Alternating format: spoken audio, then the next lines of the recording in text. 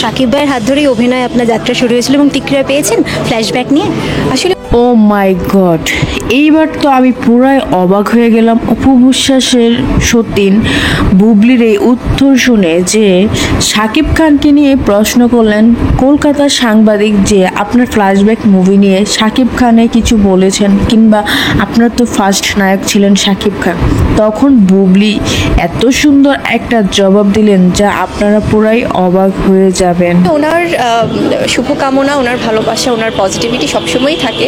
আর যেহেতু আমার ফিল্ম ইন্ডাস্ট্রির পথ চলাই শাকিব খানের হাত ধরে, ওনার সাথে উনি আমার প্রথম সিনেমার নায়ক এবং আমার পরিবারের অংশ, তো সেখান থেকে ওনার পজিটিভিটি অলওয়েজ থাকে এবং সে সবসময় এটাতে বিশ্বাস করে যে সবাই কাজ করবে এবং ভালো ভালো কাজ করুক।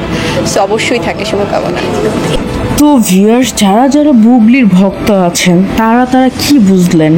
শাকিব খানকে কি আবার টুপি পরালেন বুবলি, নাকি তাদের ভিতরে ভিতরে সব ঠিক আছে? অবশ্যই কমেন্ট করে জানাবেন।